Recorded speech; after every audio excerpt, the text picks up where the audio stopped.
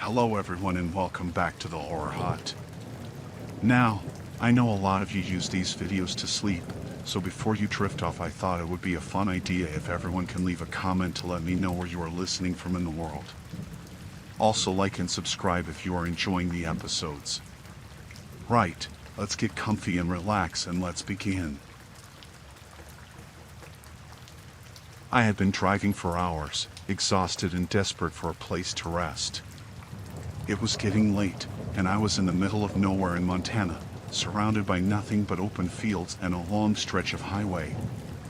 When I saw the sign for a motel up ahead, I felt relieved. The neon light was flickering, casting an eerie glow, but I didn't care. All I wanted was a bed and some sleep. I pulled into the gravel lot and parked my car. The motel looked old, like it hadn't been updated in decades, but I wasn't in a position to be picky. The office was empty when I walked in, the bell above the door ringing as I entered. I stood there for a minute, looking around, until an older woman appeared from the back. She gave me a tired smile and asked if I needed a room. I nodded, too tired to make small talk. She handed me a key, attached to a big, plastic tag with the number 12 on it. I took it and paid in cash, then headed back out to find my room. The motel was shaped like an L, with all the rooms on the ground level. I found mine at the far end, away from the office and the other cars parked near the entrance. When I reached the door to room 12, I hesitated for a moment. Something about the place felt off, but I brushed it aside, thinking I was just overtired. I inserted the key, turned the knob, and pushed the door open. The first thing that hit me was the smell. It was a mix of something metallic and something rotten. My stomach turned as I stepped inside and reached for the light switch. The room lit up with a dim, flickering bulb, and that's when I saw him. A man was tied to a chair in the middle of the room. His head was slumped forward, and he was gagged, his mouth covered with duct tape. Blood was dripping from a wound on his forehead, staining his shirt and the floor beneath him. He was breathing, but barely.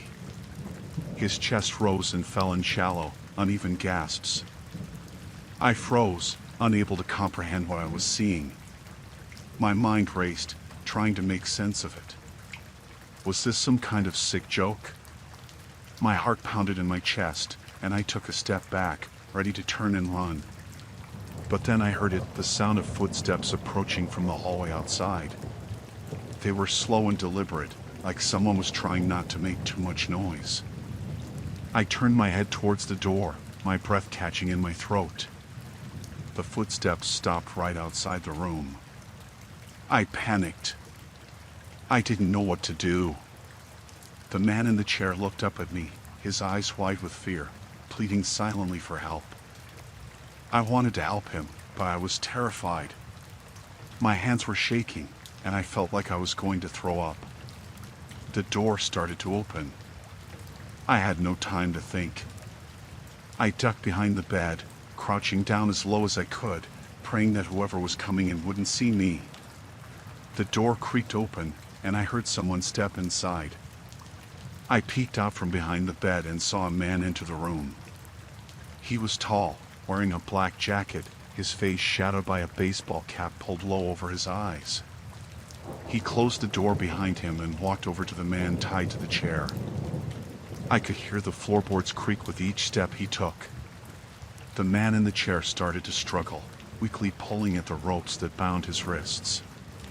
The man in the jacket ignored him and reached into his pocket, pulling out a knife. My heart stopped. I couldn't move, couldn't breathe. I watched in horror as he raised the knife and held it to the man's throat. He leaned in close, whispering something I couldn't hear. The man in the chair whimpered, and I saw tears running down his face. The guy with the knife stood there for what felt like an eternity, just holding the blade against the other man's skin.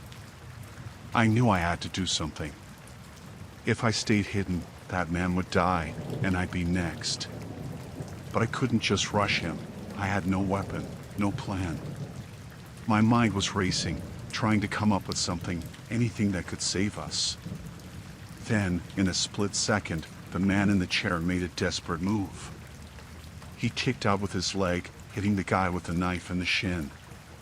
It wasn't much, but it was enough to make him stumble back, giving the tied man a brief moment to struggle harder against his bonds. I took that chance. Without thinking, I grabbed the lamp from the bedside table and swung it as hard as I could at the back of the man's head. The lamp shattered on impact, and he went down, crumpling to the floor. The knife slipped from his hand and skidded across the room. The man in the chair was still tied up, but he looked at me with a mix of relief and urgency. I grabbed the knife from the floor and started cutting through the ropes as fast as I could. My hands were shaking so badly that it was hard to keep the blade steady. Finally, I freed him. He pulled the tape from his mouth, gasping for air, and started to get up, but he was weak and unsteady on his feet. I grabbed his arm and helped him as best I could, leading him towards the door. We stumbled out into the hallway, moving as quickly as we could. I had no idea where to go, but I knew we had to get away from that room, from that man, before he woke up. My heart was pounding so hard I thought it might explode. The hallway was empty, and the exit was just a few doors down. We made it outside, into the cool night air, and I felt a wave of relief wash over me. But we couldn't stop. I could hear footsteps behind us, and I knew he was coming after us. We ran towards my car, but the man I was helping was too weak to move fast. He kept stumbling, and I had to practically drag him.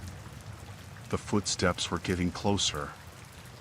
I fumbled with my keys, my hands slick with sweat, and finally managed to unlock the door. We both got in, and I slammed the door shut just as the man from the room burst out of the motel entrance, his face twisted with rage. I started the car, my hands trembling so much that I almost dropped the keys.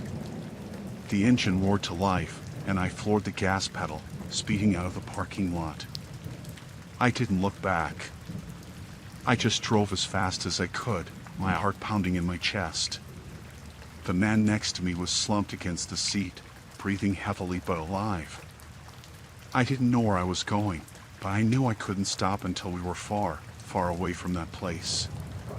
We drove for miles, the road stretching out endlessly in front of us. My mind was racing, trying to process what had just happened. I glanced over at the man beside me, and he looked back at me, his eyes full of gratitude and fear. I finally pulled over at a gas station, somewhere far from the motel. We sat there in silence for a while, both of us too shaken to speak. Eventually, I called the police, and they came to take our statements. I never found out who that man in the motel was, or why he had been tied up and tortured.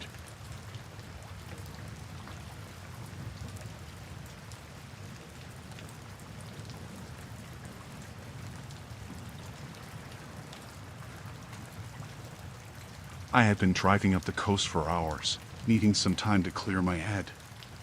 Oregon's coastline always calmed me, with its rugged cliffs and endless ocean. It was getting late, and the fog was starting to roll in heavy, so I pulled over at the first motel I saw. It was a small place, a bit run down, but it had a view of the sea. That was all I wanted. The woman at the front desk barely looked up when I asked for a room. She handed me a key and muttered something about the storm coming in. I nodded, not really listening. I just wanted to drop my bags and get some sleep. My room was at the end of the building, facing the water. It wasn't much, just a bed, a TV, and a small table by the window. After settling in, I stood by the window for a while, looking out at the ocean. The fog was thick, and the waves were crashing hard against the shore. I couldn't see much, just the dark outline of the rocks and the white foam of the waves. It was peaceful in a way, but also kind of eerie. I pulled the curtain shut and decided to get some rest. I had been lying on the bed for about an hour, staring at the ceiling, unable to sleep. Something about the place was making me uneasy.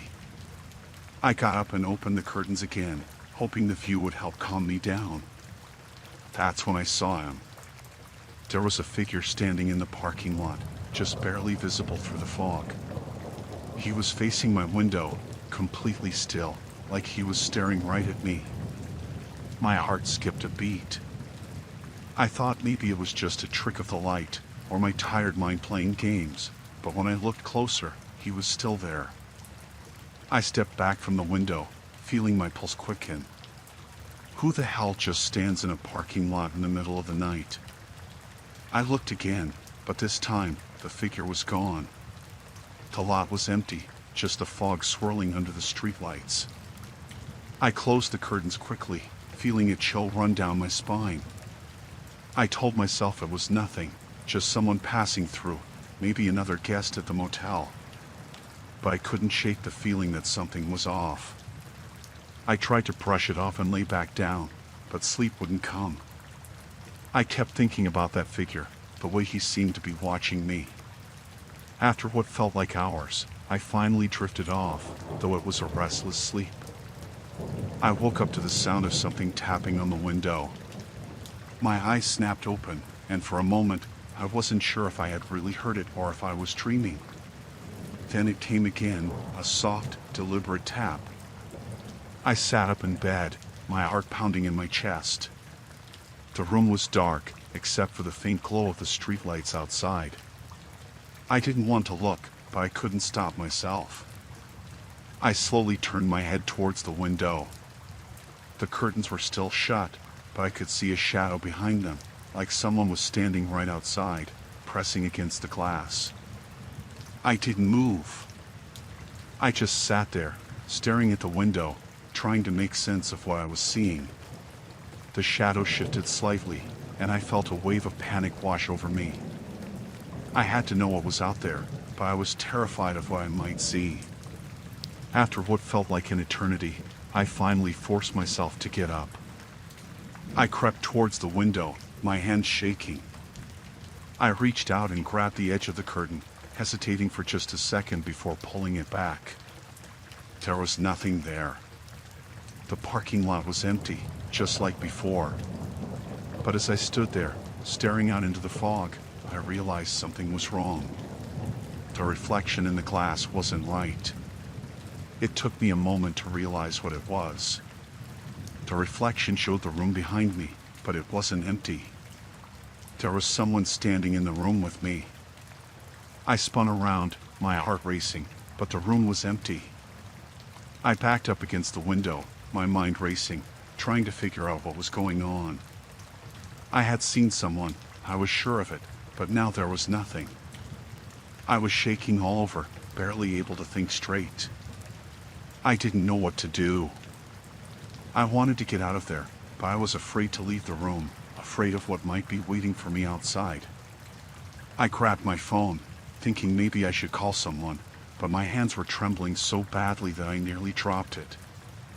I looked at the screen, trying to focus, when I saw something out of the corner of my eye. There, in the reflection of the phone screen, was a face. It was just inches from mine, staring right at me. I screamed and dropped the phone, backing away until I hit the wall. I looked around, but there was no one there. Just the empty room and the curtains billowing slightly from the draft. I was losing it. I had to get out of there. I grabbed my bag and bolted for the door, not caring anymore about what might be outside. I just needed to leave, to be anywhere but in that room. I ran out into the hallway and didn't stop until I was in my car. My hands were still shaking so badly that it took me a few tries to get the key in the ignition. I didn't look back as I sped out of the parking lot, the motel disappearing into the fog behind me. I drove for miles, not caring where I was going, just needing to put as much distance between me and that place as possible. Eventually, I found another motel, this one bright and well-lit, with a lot of people around. I checked in and locked myself in the room, double-checking all the locks before collapsing on the bed.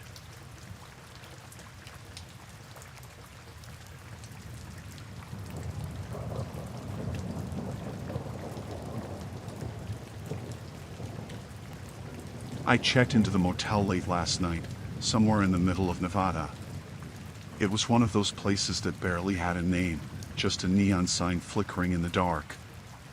I was exhausted from driving all day, so I didn't care much about the dingy room or the faded bedspread. I just wanted to sleep. I fell asleep quickly, the kind of sleep where you don't even remember closing your eyes. The next thing I knew, it was morning, and I could hear noises outside my door. It wasn't that late, maybe 7 or so, but the sun was already bright through the thin curtains. I could hear the cleaning crew outside, their carts clattering against the walls as they moved from room to room.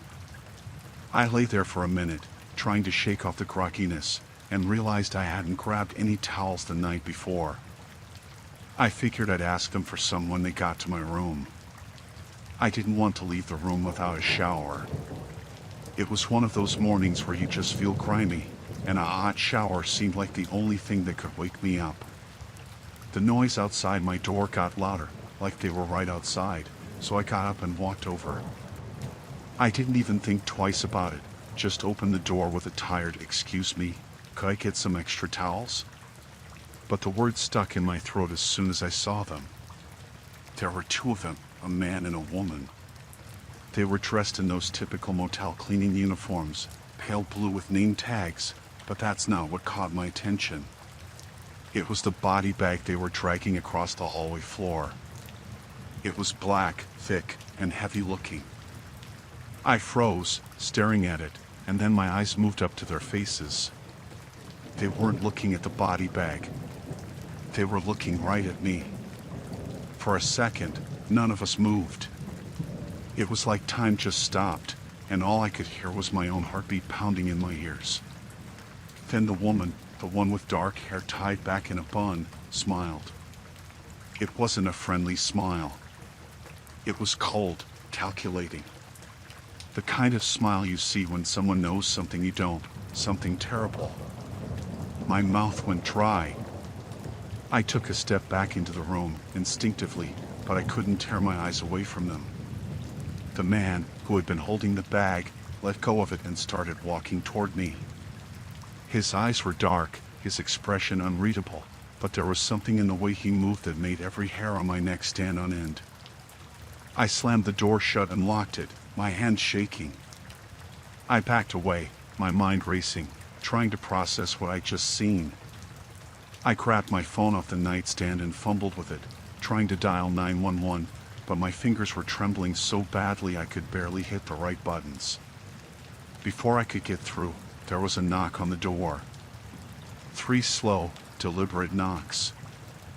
I froze again, the phone still in my hand. I didn't answer. I couldn't. I just stood there, staring at the door, hoping they would go away. The knocks came again, louder this time. "Ma'am," the woman's voice called out, sweet and calm, like this was all perfectly normal. "We just want to talk to you. Open the door, please." I didn't move. I could hear them talking softly to each other outside, their voices muffled through the door, but I couldn't make out the words. My mind was screaming at me to run, to get out of there, but where was I supposed to go? I was trapped in this tiny room, no way out except through the door they were standing behind. I looked around, trying to find something, anything I could use to defend myself. The room was bare, just a bed, a dresser, a small table by the window. My suitcase was still half open on the floor, clothes spilling out of it. Nothing useful. The doorknob rattled, and I heard the man's voice now. "Ma'am, you need to open the door. It's not safe to stay in there." There was an edge to his voice, something almost threatening. I backed up until I was against the wall, clutching my phone like it was a lifeline. I hit redial, praying that the call would go through this time. The phone rang once, twice, and then silence. The line went dead. I stared at the screen in disbelief. No signal. I was completely cut off. The rattling stopped, and for a moment, everything was quiet. I thought maybe they had left, Maybe I could make a run for it. But then I heard the sound of a key turning in the lock. My heart dropped. I had forgotten these places always have master keys. The door creaked open slowly, and I pressed myself harder against the wall, my breath coming in short, panic gasps. The man stepped inside first, his eyes locking onto mine. He was holding something in his hand, something small and metallic. A knife. I could see the blade glinting in the light from the hallway. The woman followed him in, closing the door behind her with a quiet click. She was still smiling that same cold smile.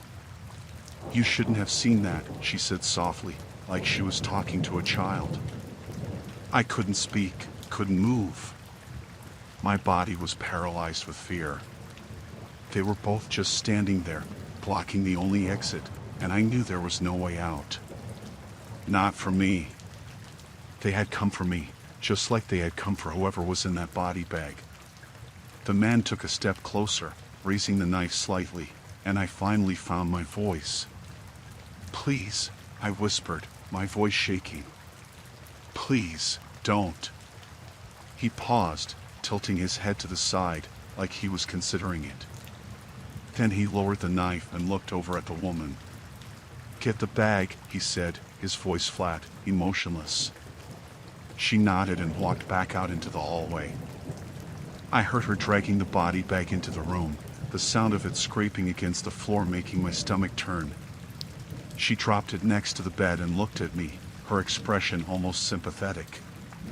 "We can make this quick," she said. I felt tears welling up in my eyes, but I forced them back. I wasn't going to give them the satisfaction of seeing me cry. I had to do something, anything, to get out of this. But what? I was outnumbered, trapped, and they were armed. The man moved closer again, and I knew I was out of time. My mind raced, searching for a way out, and then I saw it, the window. It was my only chance. Without thinking, I turned and ran for it, throwing myself against the glass with all my strength. The glass shattered around me as I crashed through, pain exploding in my arms and legs as the shards cut into my skin. I fell to the ground outside, landing hard on the gravel. I didn't stop to think about the pain. I just got up and ran. Behind me, I heard them shouting, but I didn't look back. I sprinted across the parking lot, my heart pounding in my chest, adrenaline fueling every step. I could hear their footsteps behind me, getting closer, but I kept running, refusing to slow down. I reached the highway, my lungs burning, and I saw a car coming towards me. I ran out into the road, waving my arms frantically, praying they would stop. The car screeched to a halt, and I threw myself at the door, yanking it open. "Help me!" I screamed, not caring who was in the car, just desperate to get away. The driver, an older man, looked at me in shock, but he didn't hesitate. He nodded and hit the gas as soon as I was inside. We sped away, the motel disappearing into the distance behind us. I collapsed in the seat, shaking all over, blood dripping from my arms and legs. The man asked me what had happened, but I couldn't answer. I just stared out the window, watching as the barren landscape of Nevada flew by, feeling the terror slowly fade, replaced by a cold, hollow emptiness. I had escaped. I was alive. But I knew, deep down, that I would never really be free from what had happened in that motel. That place, those people, they would haunt me forever.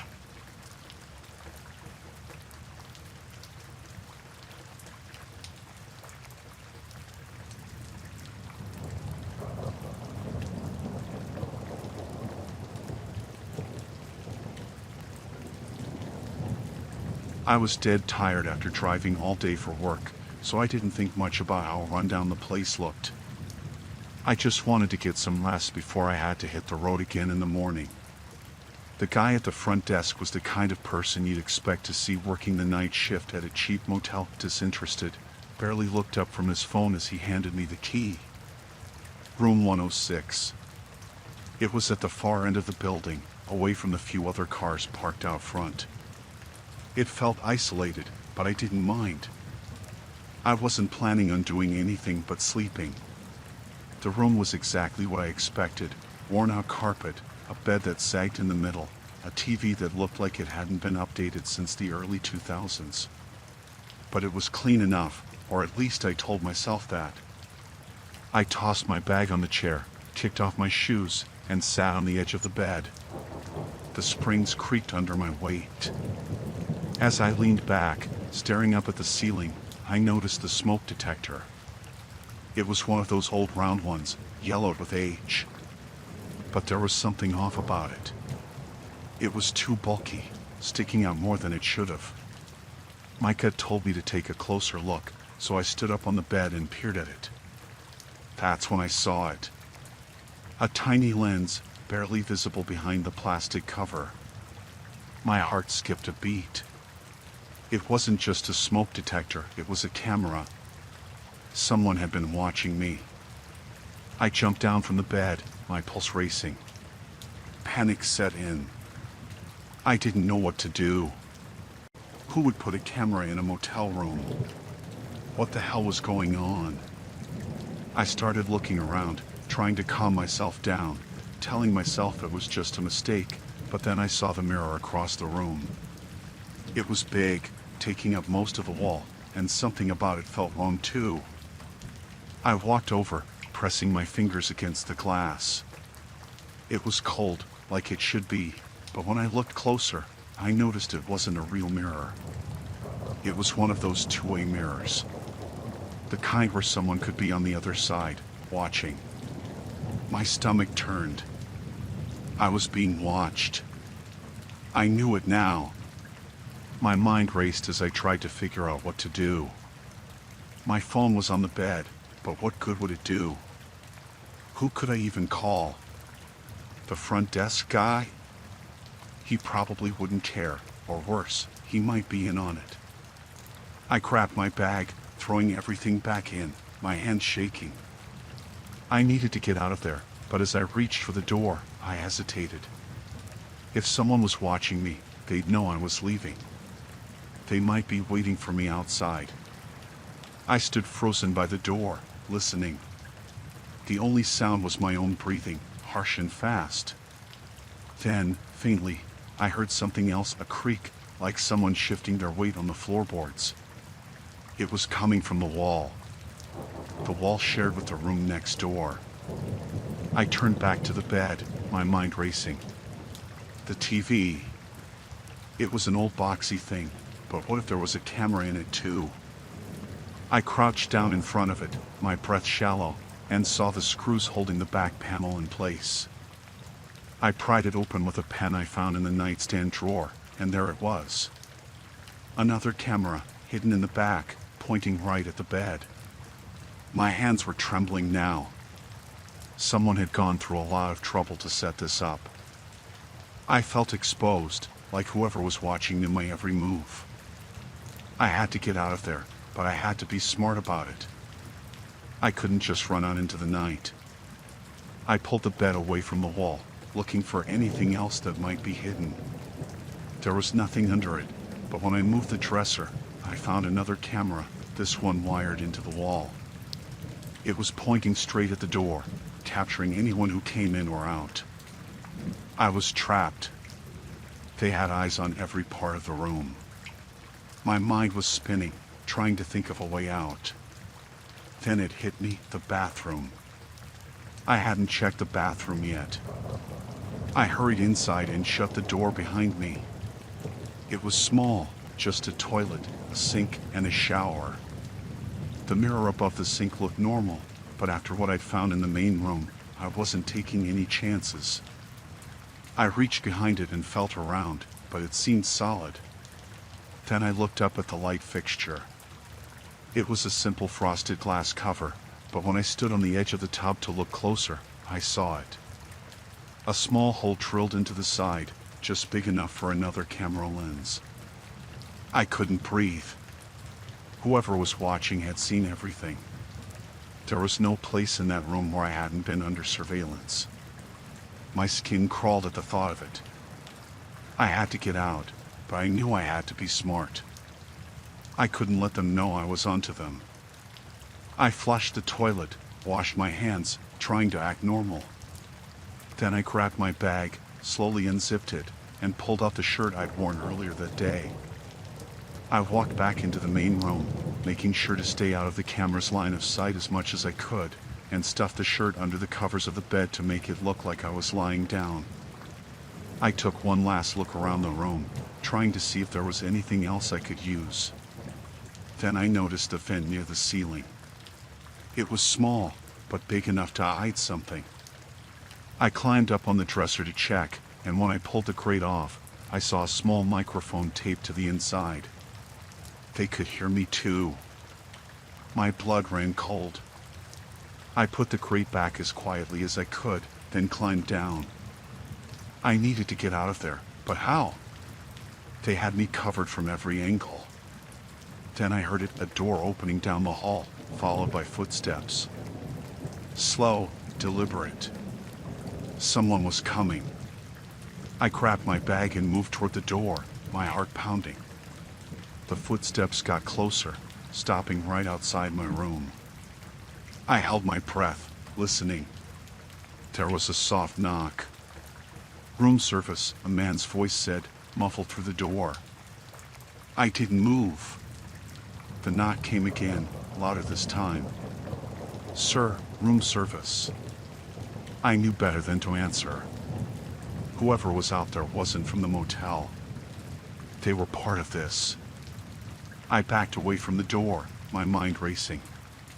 The window. It was my only way out.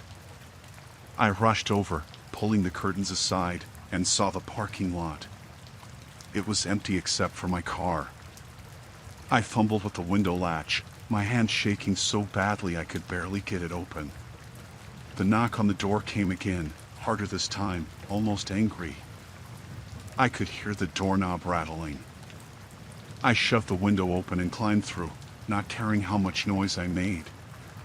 I dropped to the ground outside, scraping my knees on the rough pavement.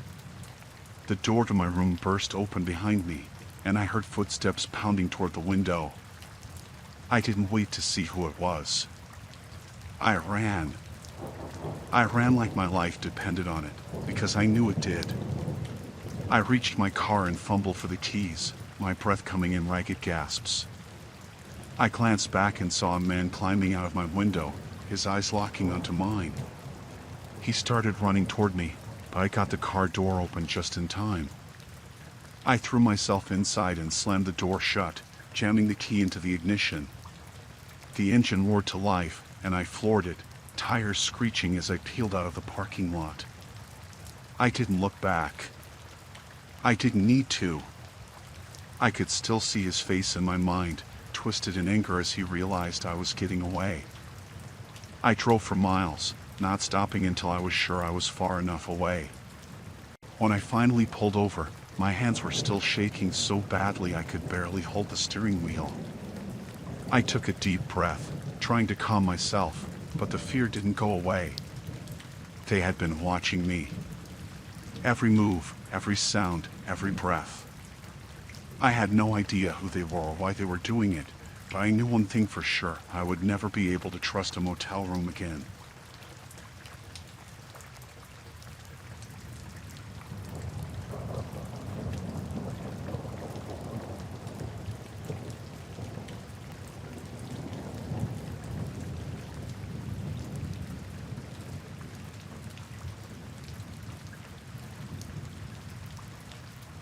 I pulled into the motel parking lot around midnight, exhausted from driving all day. The place looked old, like it hadn't been updated in decades. The neon sign flickered, casting a dim red light over the gravel lot. The air was cold and crisp, typical for the Colorado mountains at this time of year. All I wanted was to get a room and crash for the night. The lobby was empty when I walked in.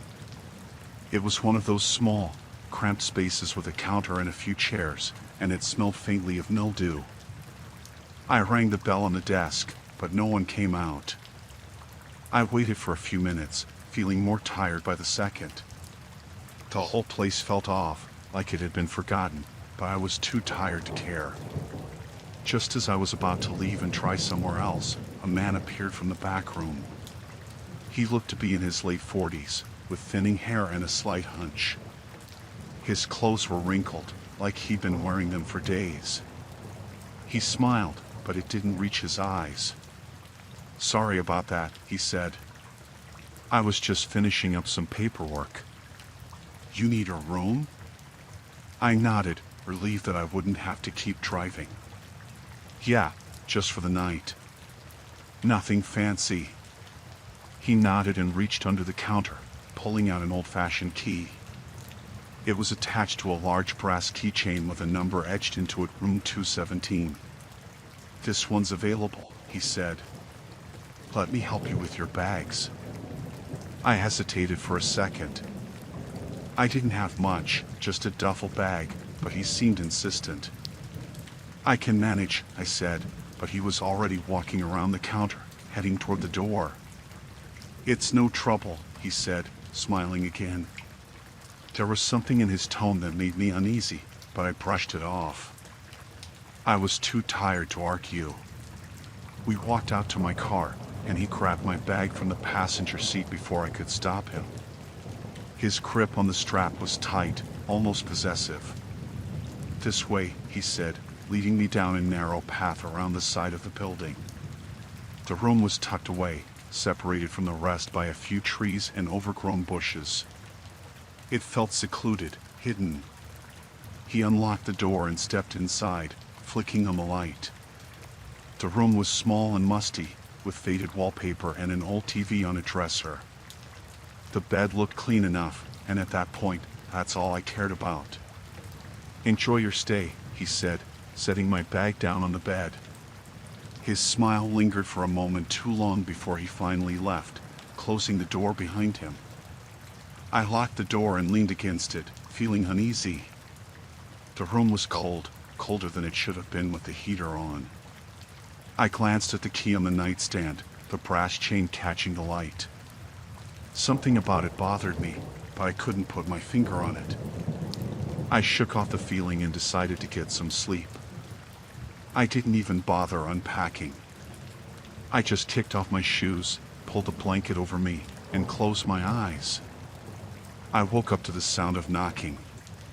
It was faint at first, just a soft tapping, but it got louder and more insistent.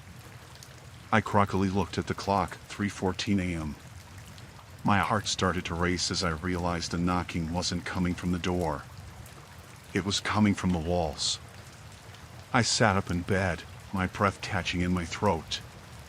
The knocking was rhythmic, like someone was tapping their fingers against the wall just behind the headboard. I pressed my ear to the wall, trying to make sense of it. The sound was coming from inside, like something or someone was trapped. I jumped out of bed, my skin crawling with fear. I grabbed the key from the nightstand and ran to the door, unlocking it as quickly as I could. I needed to get out of there, but as soon as I stepped into the hallway, I saw him. The man from earlier, standing at the end of the hall, his face shrouded in shadows. "Is everything all right?" he asked, his voice calm, almost soothing. I backed away, shaking my head. I heard something in the walls," I stammered, not knowing what else to say. He stepped closer, his expression unreadable. "It's an old building," he said. "You're probably just hearing the pipes." But it didn't sound like pipes. It sounded like something much worse. I nodded anyway, desperate to get away from him. "Maybe. I think I'm just tired. I'm gonna go." He didn't move. "The roads are dangerous at night," he said. "Better to stay until morning." My stomach twisted. His tone was off, too insistent, and his eyes were cold, calculating. I could feel them on me, watching, waiting. "I'll be fine," I said, trying to keep my voice steady. "Thanks for the room." I turned to leave, but he grabbed my arm, his grip tight and unyielding. "Stay," he said, his voice low and menacing. "It's safer." I yanked my arm away, my heart pounding in my chest. I didn't say anything else. I just ran. I sprinted down the hall, through the lobby, and out into the parking lot. My car was the only one there, and I fumbled with the keys, my hands shaking so badly I could barely get the door open. I jumped in and locked the doors, my breath coming in short, panic gasps. I started the engine and slammed on the gas, not caring where I was going, just needing to get away from that place. I drove for what felt like hours, not stopping until I was far enough away that the motel was just a distant memory. My hands were still shaking when I pulled over on the side of the road, trying to catch my breath. It was only then that I realized I still had the key in my hand. I looked down at it, the brass chain heavy in my palm. The number 217 was etched into it, but there was something else too, scratches, like someone had tried to carve something into the metal. I turned it over, squinting in the dim light. There, barely visible, were 3 words scratched into the surface: "Don't trust him." My blood ran cold. I threw the key onto the passenger seat, my mind racing. Who had written that? And more importantly, who had been in that room before me? I didn't wait to find out. I floored the gas pedal, driving as fast as I could until the sun started to rise. I didn't stop until I found a gas station miles away, where I finally pulled over to collect myself. When I walked inside to pay for gas, I asked the attendant about the motel. He gave me a strange look, shaking his head. "That place," he said, "it's been closed for years. No one's been there since the old manager died." I didn't ask any more questions. I just nodded, paid for my gas, and left. I never wanted to think about that place again. I threw the key into a dumpster on my way out of town, not caring where it ended up. I just wanted to forget the whole thing. But I couldn't shake the feeling that I had narrowly escaped something terrible that night. Something I was never supposed to survive.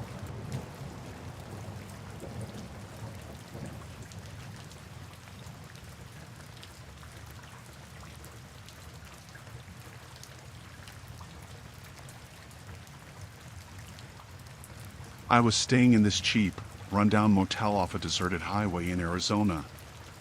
It was one of those places where you stop just because you're too tired to keep driving, and it's the only thing for miles. I'd been on the road for hours, and by the time I pulled in, I was barely awake. The neon sign buzzed above me, flickering vacancy in dull red letters. I was too tired to care how creepy it looked. The room was as basic as they come: bed, nightstand, an old TV mounted on the wall, and a small bathroom. The carpet was worn and stained, and the walls were this dingy shade of yellow. But it didn't matter. I just needed a few hours of sleep before I hit the road again. I crashed on the bed without even changing out of my clothes. I remember thinking how quiet it was, almost too quiet. The kind of quiet that makes you feel like you're the only person in the world. I didn't think much of it at the time, though. I was out as soon as my head hit the pillow. I woke up in the middle of the night, heart pounding for no reason. At first, I thought maybe it was just a bad dream. But something felt off. I sat up in bed, trying to shake the sleep from my head, and that's when I noticed the room felt different. The air was thick, almost suffocating, and I had this weird feeling like I wasn't alone. I got up to check the door. I don't know why, maybe just to make sure it was locked. But when I turned the handle, it wouldn't budge. I tried again, harder this time, but it was stuck, like someone had locked it from the outside. My heart started to race. I pulled on it, jiggled the handle, but it wouldn't open.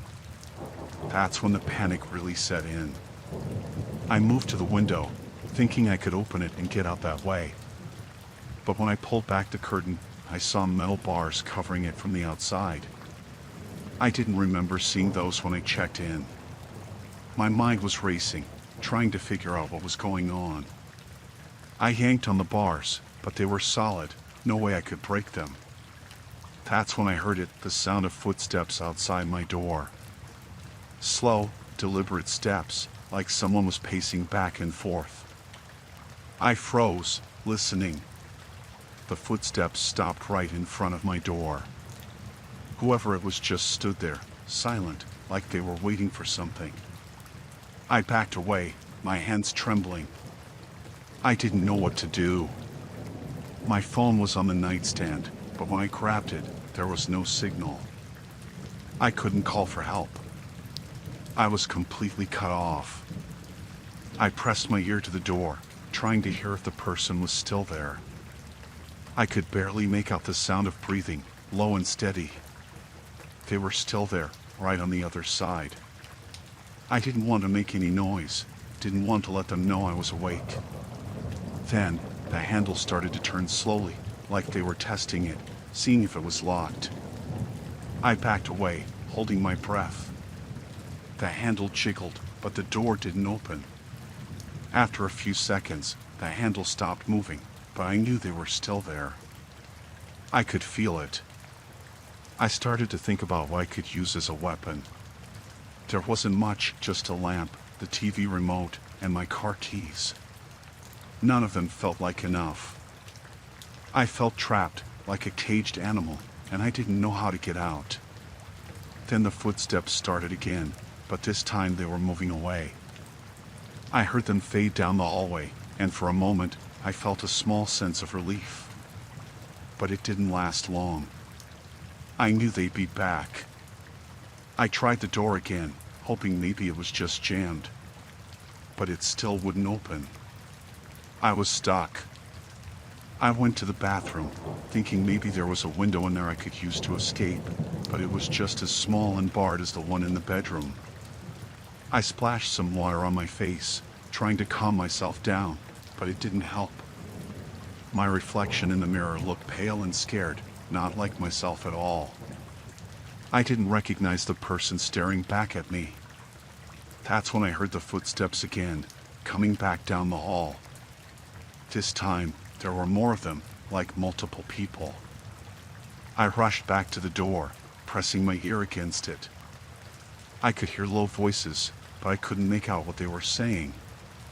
It sounded like they were arguing. My mind was racing, trying to figure out what they wanted. Why had they locked me in here?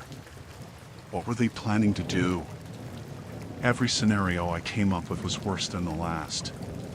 Then I heard something that made my blood run cold. One of them said, "She's still in there. We need to move fast."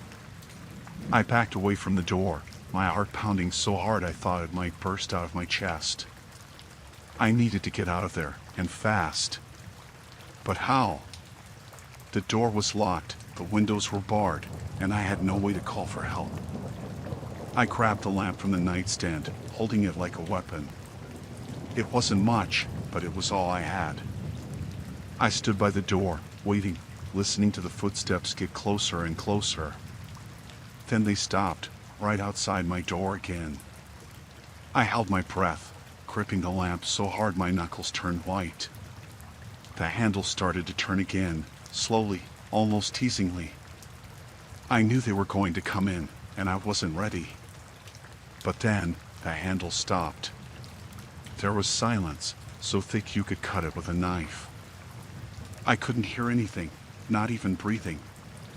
I waited, every muscle in my body tense, ready to strike. And then, just as suddenly as it started, the handle clicked back into place. The footsteps moved away, and the hallway was silent again. I didn't know what to think. Were they gone? Was it some kind of sick game? I stood there for what felt like hours, too scared to move. Eventually, exhaustion started to take over, but I couldn't let myself fall asleep. I knew I had to stay alert, had to be ready for whatever was coming next. The hours dragged on, and the darkness outside started to lift. I could see the first light of dawn creeping through the tiny cracks in the curtains. Maybe whoever was out there had left, thinking I was asleep, or maybe they'd be back. I had no way of knowing. As soon as it was light enough to see, I decided to make my move. I took a deep breath, steeling myself, and approached the door. I wasn't sure what I was expecting, but I knew I had to get out of that room. I turned the handle slowly, almost expecting it to still be locked. But this time, it opened with a soft click. My heart was racing as I pulled the door open, peeking out into the hallway. It was empty. There was no sign of the people who had been outside my room all night. No sign of anyone at all. The hallway looked just as deserted as it had when I arrived. I stepped out, my legs shaking with fear and exhaustion. I didn't waste any time. I grabbed my keys from the nightstand and bolted for the exit, not caring about the noise I was making. I needed to get out of there, as far away as possible. The parking lot was empty, just my car sitting in the same spot I left it. I jumped in and started the engine, my hands trembling as I gripped the steering wheel. I didn't look back as I drove out of the lot, my heart pounding in my chest. As I sped away, the motel disappeared in the rearview mirror, swallowed up by the endless desert. I didn't stop driving until I reached the next town, where I pulled into a crowded diner and finally let myself breathe. Even now, I don't know what happened that night, who those people were, or why they trapped me in that room. All I know is that I was lucky to get out when I did. I never went back to that motel, never even drove down that highway again. And I don't think I ever will.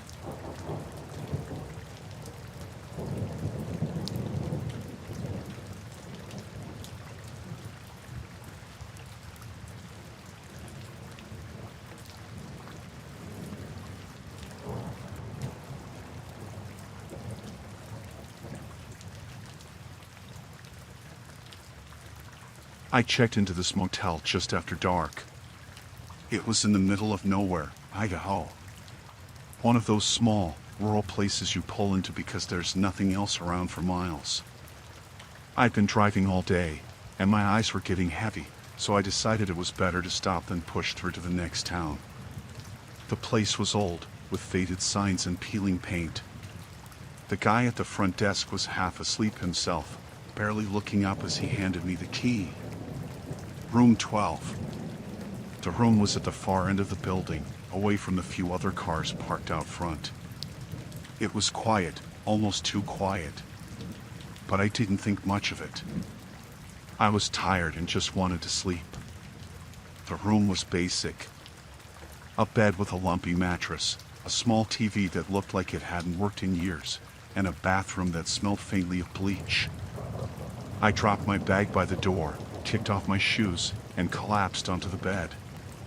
The sheets were rough, but I didn't care. I just needed to rest. I must have fallen asleep right away because the next thing I knew, I was jolted awake by the sound of the door creaking open. My heart pounded as I sat up in the dark, trying to figure out what was going on. I thought maybe I'd imagined it, but then I heard footsteps. A figure stood in the doorway, the light from the hallway casting a long shadow into the room. I couldn't see their face, just the outline of a man, tall and broad-shouldered. My first thought was that it was the motel manager, maybe coming to check on something, but something about the way he stood there made my skin crawl. "Who the hell are you?" I asked, my voice rough with sleep. The man didn't answer right away. He stepped into the room, and I saw he was holding a key. "This is my room," he said, his voice low and even. I blinked, trying to make sense of what he was saying. "No, it's not. I checked in a few hours ago. The guy at the desk gave me the key." He shook his head, holding up the key in his hand. "I got this key from him too. Room 12. I felt a chill run down my spine. There was no way we both had keys to the same room. I glanced at the door, considering just leaving, but something kept me there, a strange mix of fear and curiosity. "Look, man, there's been some kind of mistake," I said, trying to keep my voice calm. Maybe we should go to the office and sort this out. He didn't move. He just stood there, staring at me with this intensity that made my skin crawl. I don't think it's a mistake, he said, almost like he was talking to himself. What the hell are you talking about? I asked, my voice rising with the tension that was building in the room. Before he could answer, the door slammed shut behind him with a loud bang. We both jumped, and I felt my heart skip a beat. I lunged for the door, yanking on the handle, but it wouldn't budge. It was locked, and the key wasn't in the inside lock where I had left it. Panic started to set in as I pulled harder, but it was like the door was sealed shut. The guy was right behind me now, so close I could feel his breath on the back of my neck. "It's locked," I said, trying to keep my voice steady.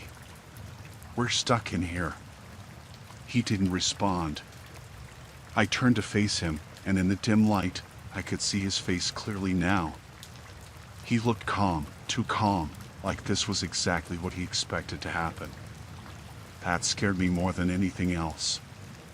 "Who are you?" I asked, my voice trembling. He didn't answer right away.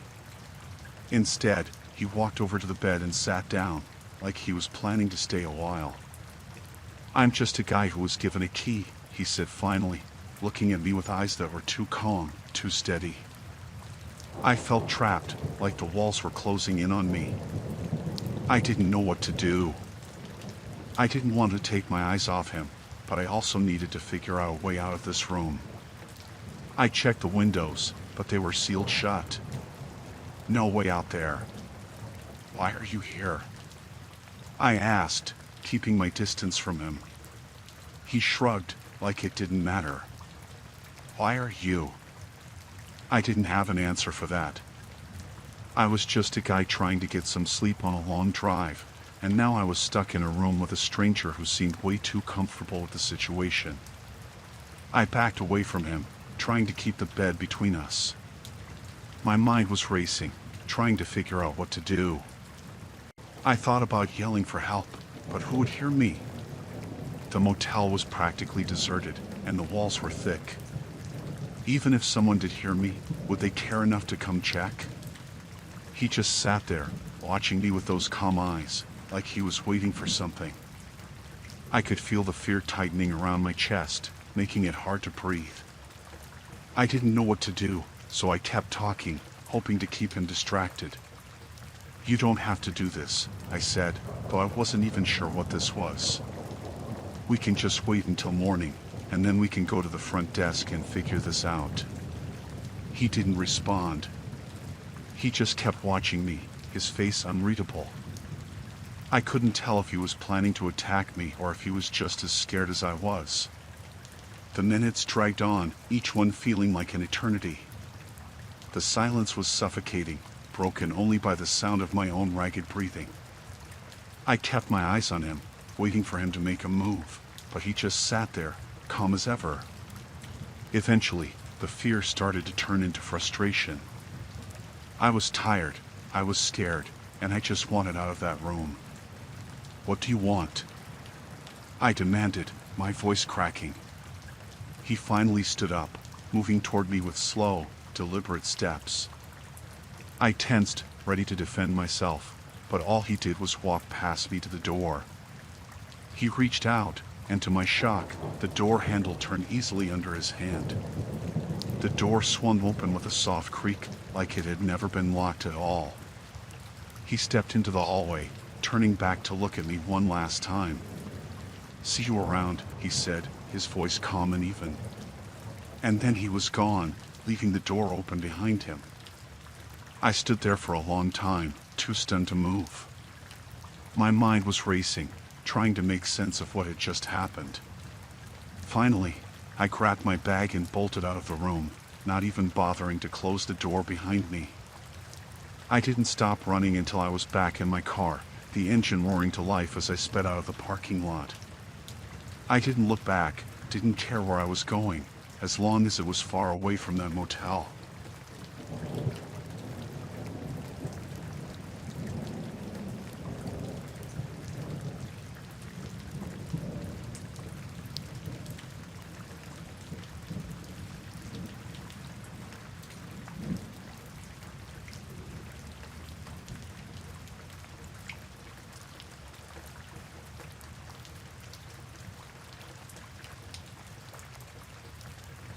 I was on a solo trip through Maine, looking for some quiet. I'd been driving all day when I came across a small, secluded motel off a narrow road. It was the kind of place you'd miss if you weren't paying attention. The sign was old and flickering, but I was tired and didn't feel like driving any further. I figured a night here wouldn't hurt. I pulled in, and the parking lot was empty except for my car. The lobby was dimly lit, with dusty furniture and an old desk where the owner was sitting. He was an older man, thin with a tired look in his eyes. He barely looked up as I walked in, just asked for my name and handed me a key to room 5. No small talk, no pleasantries. He seemed eager to get back to whatever he was doing before I interrupted. I noticed a man sitting in the corner of the lobby, just outside the circle of light from the desk lamp. He was slouched in a chair, his face hidden in the shadows. I assumed he was another guest, but he didn't move or acknowledge me when I walked in. I thought it was odd, but I didn't dwell on it. I was tired and just wanted to get to my room. The room was small and musty, with a single bed, a nightstand, and a TV that looked like it hadn't worked in years. I locked the door behind me, dropped my bag on the bed, and sat down, trying to shake off the uneasy feeling I had since I walked in. The place was eerily quiet, not even the sound of crickets outside. I decided to take a shower, hoping it would help me relax. The water was lukewarm at best, and the pressure was weak, but it felt good to wash off the day's grime. When I got out, I dried off and changed into some comfortable clothes. I was about to climb into bed when I heard a faint noise outside my room. I froze, listening carefully. It sounded like footsteps, slow and deliberate, right outside my door. I held my breath, waiting for them to pass, but they didn't. They stopped right in front of my room. My heart started pounding in my chest, and I tiptoed to the door, pressing my ear against it. The footsteps didn't move, just stayed there, almost like someone was standing outside, listening. I waited for what felt like an eternity, but then they started again, this time moving away from my room. I let out a breath I didn't realize I was holding and tried to convince myself it was just another guest heading back to their room. I climbed into bed, but sleep didn't come easy. I kept hearing things, small creaks and groans, like the building was settling, but every noise made me jump. I couldn't shake the feeling that something was off about this place. Eventually, I drifted off, but it was a restless sleep filled with strange dreams. The next morning, I went to the lobby to get some coffee. The man from the night before was still sitting in the same chair, in the same position, his face still hidden in the shadows. It was like he hadn't moved all night. I hesitated, then decided to try and talk to him. Maybe he was lonely or just as creeped out as I was. I walked over and cleared my throat, but he didn't react. I said hello, and when he still didn't respond, I leaned in a little closer. That's when the owner appeared behind the desk, startling me. He looked nervous, his eyes darting between me and the man in the chair. "Can I help you with something?" he asked, his voice tense. I shook my head and backed away from the man in the chair, suddenly feeling like I'd done something wrong. The owner kept watching me, his expression uneasy. "I was just trying to say good morning," I said, feeling foolish. "You should leave," the owner said abruptly, his voice firm. "Now." I was taken aback. "What? Why?" "I paid for the night." "Doesn't matter," he said, his voice a little louder. "You need to leave. Now." I looked over at the man in the chair, still unmoving, and then back at the owner. Something about the way he was acting made my skin crawl. It was like he was scared, really scared. I decided not to argue. I nodded, quickly went back to my room, and threw my things into my bag. As I was packing, I heard footsteps again, the same slow, deliberate steps I heard the night before. They were coming down the hall, stopping just outside my door again. My hands were shaking as I zipped up my bag. I didn't wait to see if they would move away this time. I grabbed my stuff, opened the door a crack, and peered out. No one was there, but I could still hear the footsteps. I bolted out of the room, not bothering to lock the door behind me. As I rushed down the hall, the footsteps seemed to follow, but I didn't dare look back. I could feel eyes on me, but I didn't stop until I was back in the lobby. The owner was standing by the front desk, his face pale. "You need to go," he said again, his voice shaking now. "Go and don't come back." I didn't need to be told twice. I nodded, almost ran out to my car, and threw my bag in the back seat. As I fumbled with the keys, I glanced back at the motel. The man in the chair was standing now, in the lobby window, watching me. I still couldn't see his face, but I knew he was looking right at me. The car started, and I peeled out of the parking lot, my heart racing. I didn't stop driving until I was miles away from that place. I still don't know what was going on in that motel, who that man was, or why the owner was so desperate to get rid of me. But whatever it was, I'm glad I listened to him.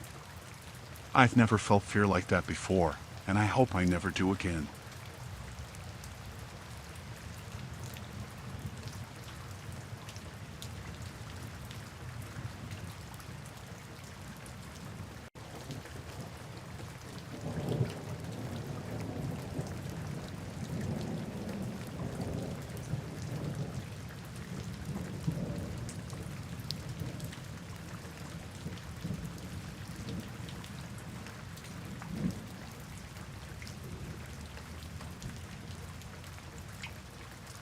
I had just finished a long drive through Georgia, heading to a small town I barely knew.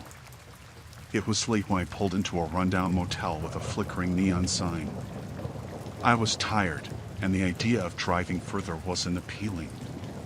The motel looked old and worn out, but I was too exhausted to care.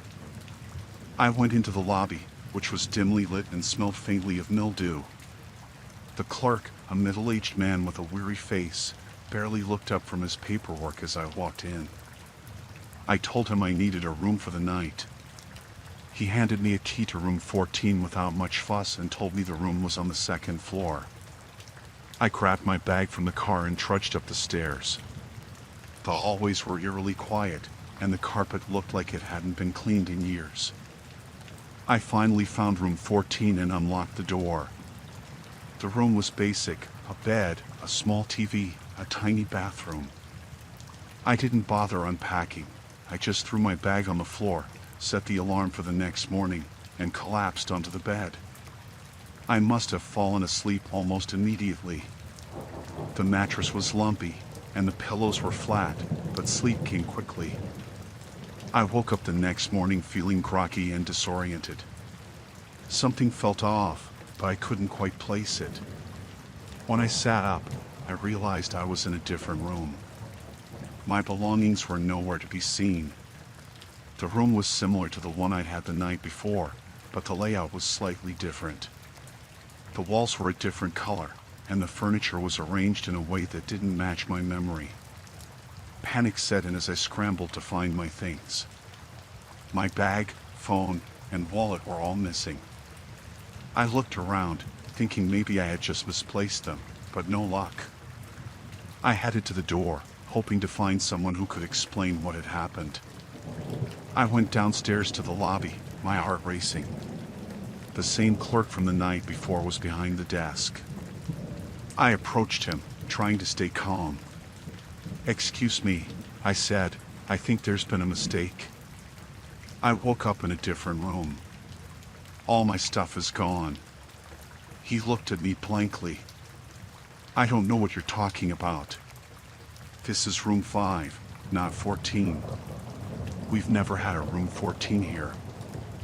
I stared at him, confused. "No, I stayed in room 14 last night. I remember it clearly. I have to get my stuff." "Where's my stuff?" The clerk shook his head. "We don't have a room 14. You must be mistaken. This is room 5, and we've never had anyone stay here last night. I felt a cold sweat break out on my forehead. But I was here. I saw you last night. I paid for a room. You have to believe me. The clerk remained unmoved, almost unnervingly calm. Look, we haven't had anyone check in here in days. If you're confused, maybe you stayed somewhere else. We can't help you. I felt my frustration rising. How can you say that? I know I stayed here. I remember everything. I need to call the police or something. This isn't right. The clerk finally seemed to take a bit of pity on me. If you want, you can use the phone. But I can't help you with your missing items. If you're really in trouble, maybe you should contact the local authorities. I took a deep breath, trying to calm myself. I used a phone in the lobby to call the local police. They arrived within 20 minutes and listened to my story. They took my information and said they'd look into it, but their faces showed clear skepticism. They questioned the clerk, who repeated his story about no room 14 and no recent guests.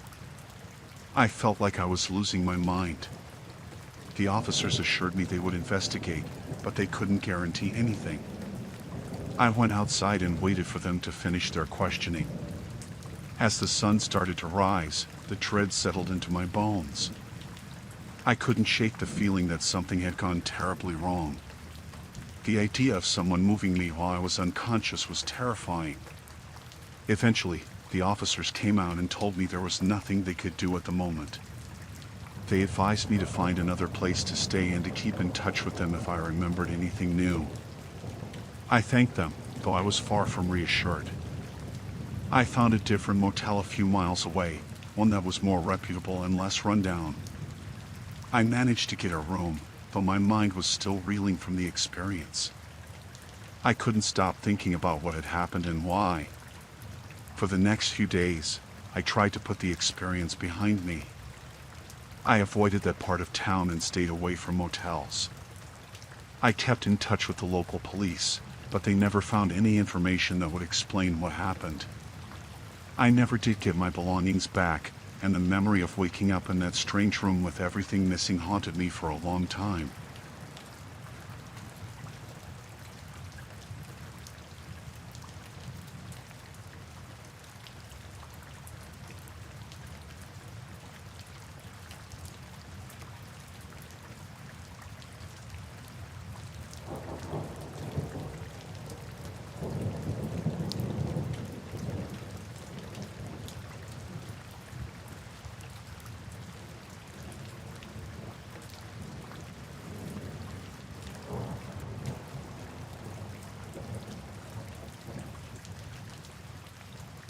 I was staying at a motel on the outskirts of Chicago.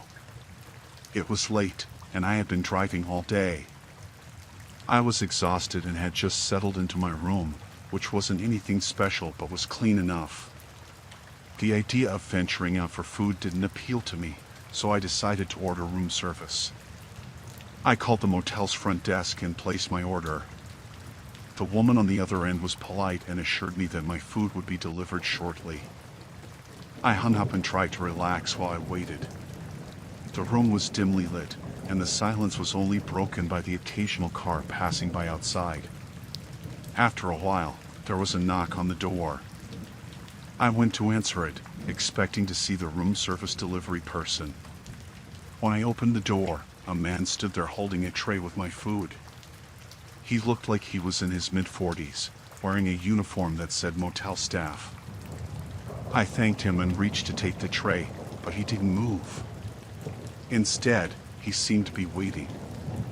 I took a step back and told him that I'd handle the payment and everything at the door. He smiled, but there was something off about his expression. "I'll just come in and set it down for you," he said. "It's no trouble." I was taken aback. "No, that's okay. I can take it from here," he insisted, his smile not fading. "It's part of the service." I need to make sure everything's to your satisfaction." I felt a chill run down my spine. There was something unsettling about his insistence. I started to close the door, but he wedged his foot in the gap, blocking me from shutting it. "Let me in," he said, his voice taking on a more urgent tone. "I need to make sure you're happy with the meal." I felt a rush of panic. I pushed against the door, but his foot remained firmly wedged. My heart was pounding in my chest. I tried to reason with him, telling him that I didn't want him in the room. He didn't seem to care. At this point, I was terrified. I tried to push the door harder, but he started to force his way in. I could see his hand reaching around the door, trying to grab the handle. My mind raced as I searched for something, anything, to help me. I glanced around the room and saw the phone. I reached for it and dialed 911 as quickly as I could. The dispatcher answered almost immediately. I tried to speak, but my voice was trembling with fear. "There's someone trying to force their way into my room," I managed to say. "I need help right now." The dispatcher assured me that help was on the way. I could hear sirens in the distance, which gave me some comfort, but the man at the door wasn't giving up. He continued to push and shove, and I could hear the door frame starting to crack. Desperately, I grabbed a nearby lamp and used it to wedge the door shut. I pushed with all my strength, but the man's persistence was frightening. He began to shout, cursing and demanding that I open the door. His anger was palpable. Minutes felt like hours, but finally, I heard the sound of heavy footsteps approaching. The man outside must have heard the approaching sirens as well. He let out a frustrated growl and stepped back, but he still lingered outside the door. When the police arrived, they quickly took control of the situation. They forced the door open and apprehended the man, who was now cursing and shouting angrily. I was shaken but relieved to see the officers take him away. One of the officers came over to check on me. I was still trembling, and my voice was shaky as I explained what had happened. They assured me that I was safe now and that they would investigate the incident further. After they left, I was left alone with my thoughts. The relief of being safe was mixed with the lingering fear of what could have happened if I hadn't been able to keep him out. I checked the room thoroughly to make sure there were no other surprises. The rest of my stay at the motel was marked by a constant unease. I kept the door locked and made sure to check the peephole before opening it. I was grateful that the police had acted quickly and that I had managed to stay safe. The next morning, I checked out and left the motel. The experience had left me shaken, and I vowed never to stay at that place again. The fear of someone trying to break into my room would stay with me for a long time. Even now, thinking back on that night, I still get chills. It was a reminder of how quickly things can turn dangerous and how important it is to stay alert, even in what seems like a safe environment.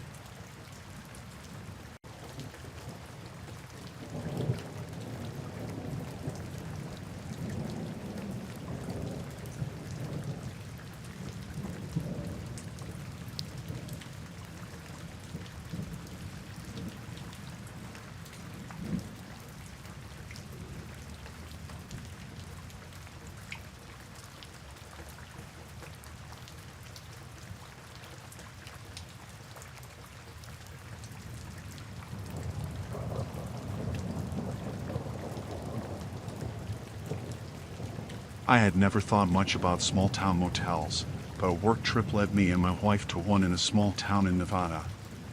The plan was simple: drive through the night, get some rest, and continue on the next day.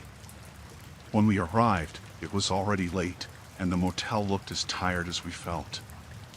The parking lot was empty except for a few scattered cars. The clerk at the front desk handed us the key to room 12. He seemed friendly enough, but there was something off about him, though I couldn't quite place it. I brushed it off as exhaustion. We made our way to the room, and the place was as basic as you'd expect: a small bed, a tiny bathroom, and old carpet. After a quick dinner, we settled into bed. My wife was tired too, and within minutes, she was asleep. I stayed up for a while, watching TV before finally drifting off. The next thing I remember was waking up to an empty bed. I turned to my wife's side and found it neatly made. Her clothes and personal items were gone. I thought maybe she had gotten up early and gone outside. I called out to her, but there was no answer. I looked around the room, and her things were nowhere in sight. I checked the bathroom and the closet, hoping she was just playing a prank, but nothing. I started to panic. I went outside and looked around the motel. There was no sign of her. I went back inside and tried calling her phone, but it went straight to voicemail. I went to the front desk to see if anyone had seen her or if she had left a message. The clerk from the night before was still there. I asked him if he'd seen my wife, and he gave me a blank stare. He said he hadn't seen anyone leave the room. I told him I needed help finding her, and he just nodded, saying he'd look around. He asked for my wife's name and said he'd check the security footage. While I waited, I felt my anxiety growing. I paced around the lobby, trying to keep calm. After what felt like an eternity, the clerk returned with a worried expression. The security footage from the night before showed only me entering the room. There was no footage of my wife coming or going. I felt a chill run down my spine. I insisted that she had been with me when we checked in, but the clerk said the footage was clear. I asked to see the footage myself. He showed me a grainy video of me walking into the room. My heart raced as I tried to make sense of it. There was no sign of my wife. I felt like I was losing my mind. How could she just disappear? I went outside and tried to look around the area, hoping to find any trace of her. The town was eerily quiet, and there was no one around to ask for help. I went back to the motel and tried to make sense of things. I checked the room again, hoping maybe I had missed something, but everything was just as it was before. Feeling desperate, I called the local police. They arrived quickly and listened to my story. I showed them the security footage and explained how my wife had disappeared. The officers were sympathetic but seemed skeptical. They took my statement and said they'd look into it. As I waited, I tried to think of any possible explanation. I thought maybe she had left a note or something, but there was nothing. The police searched the area around the motel, but they didn't find anything. Hours passed, and the police still had no leads. I was exhausted, both physically and emotionally. I kept thinking about the clerk and the security footage. I felt like something wasn't right. I tried to retrace my steps, thinking maybe I had missed something, but it was all in vain. Finally, the police had to leave. They promised they would keep searching and keep me updated. I was left alone with my thoughts. I didn't know what to do next. I was afraid to stay at the motel, but I didn't know where else to go. I decided to leave the town and head back home. I packed up the few belongings I had and checked out of the motel. The clerk was still there, but he didn't say much. I drove away with a heavy heart, feeling like I had failed to find my wife. The days that followed were filled with anguish and confusion. The police continued their search, but there were no new leads. I kept hoping for some news, any sign that she was okay. The case remained unsolved, and the mystery of that night in the motel never left me. I still think about that night and the strange way the motel staff behaved. I don't know what happened to my wife, but the lack of answers haunts me.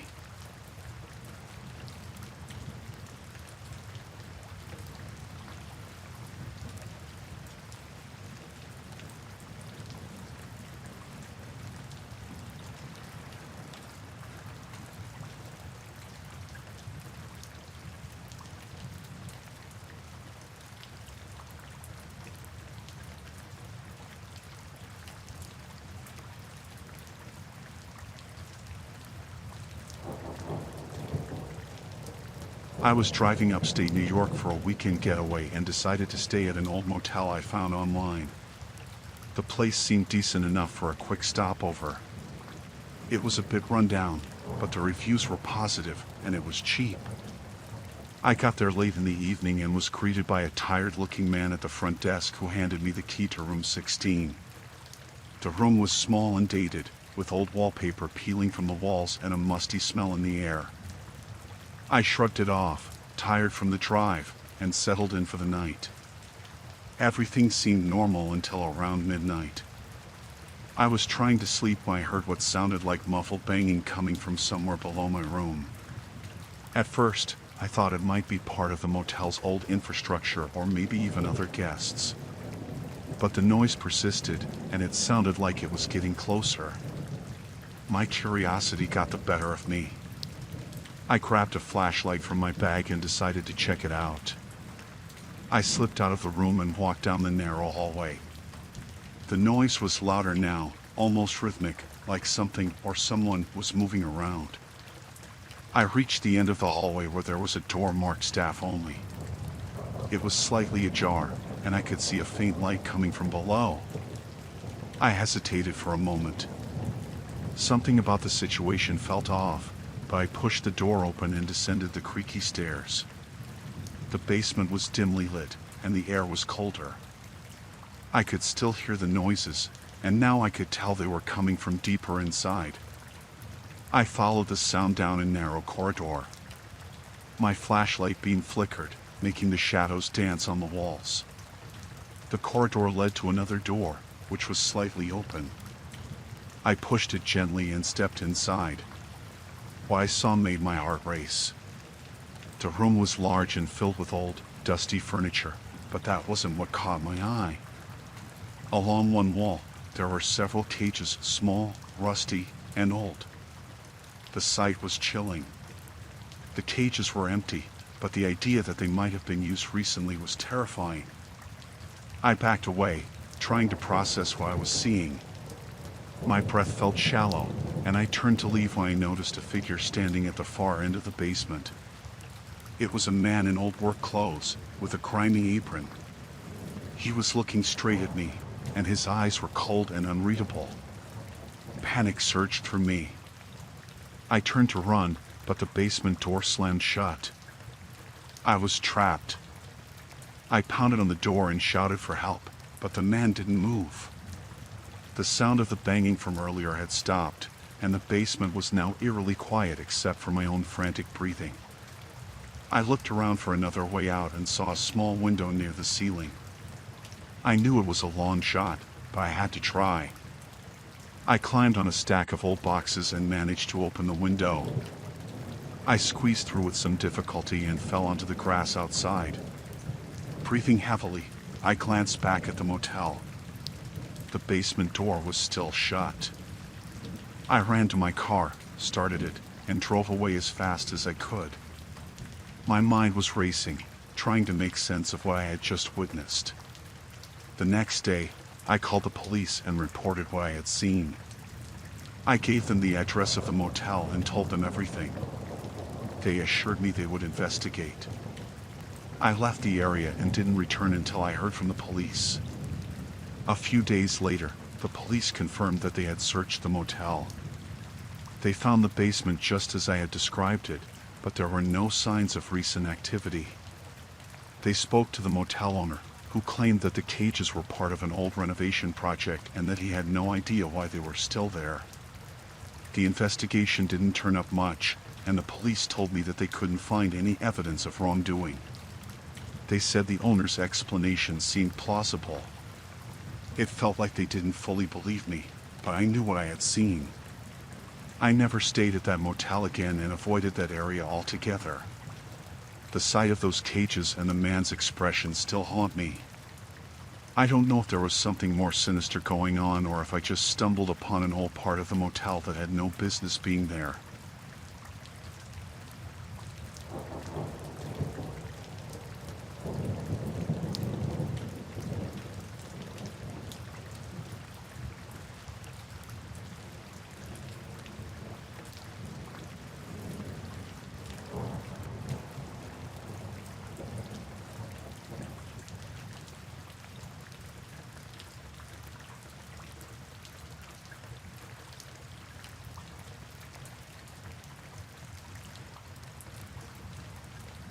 I had been driving across Kansas for hours and decided to stop at a small motel in the middle of nowhere. It was late, and I was exhausted. The place was old and worn out, but it looked like it would do for a night. I checked in at the front desk where a tired-looking woman gave me a key to room 12. The room was exactly what I expected, small, with outdated furnishings and a faint smell of mildew. I unpacked a few things and tried to relax, but sleep wouldn't come easily. The highway was right outside, and the constant hum of passing trucks kept me awake. Around midnight, I heard a soft knock on my door. I got up, puzzled, and opened it, but no one was there. I looked down the empty hallway and saw nothing. I thought maybe it was a mistake or someone in the hallway messing around. I went back to bed, trying to shake it off, but not long after, I heard another knock. This time it was louder, more insistent. I went to the door again and found the same emptiness. I was starting to feel uneasy, but I figured it was just someone playing a prank or a maintenance issue. I returned to bed, but sleep was even harder to come by now. I lay there listening to the silence, hoping it was just my imagination. Then, there was another knock, even louder. It startled me, and I got up, feeling a growing sense of dread. I checked the door, and again, there was no one. This time, I decided to wait by the door. I tried to listen closely for any signs of movement in the hallway. The knocking stopped for a while, and I stood there, feeling tense and on edge. My mind raced with all sorts of scenarios. I was alone in the middle of nowhere, and I couldn't shake the feeling that something was wrong. Just when I was about to go back to bed, the knocking started again. It was deafening this time, like someone was banging on the door with a fist. I jumped up, heart pounding, and flung open the door. I looked up and down the hallway, but there was still no one there. I started to feel genuinely frightened. My logical mind struggled to find an explanation, but fear was making it hard to think clearly. I closed the door and locked it, but the knocking continued, now accompanied by what sounded like footsteps running away. I was getting more and more anxious. The noise was unbearable, and I couldn't tell if someone was trying to break in or just messing with me. I grabbed my phone, ready to call the front desk, but before I could dial, I heard someone running down the hallway toward my room. I froze, my mind racing. I peered through the peephole and saw a figure darting past. My heart nearly stopped. The figure was moving too fast to make out any details, but it was definitely a person running towards me.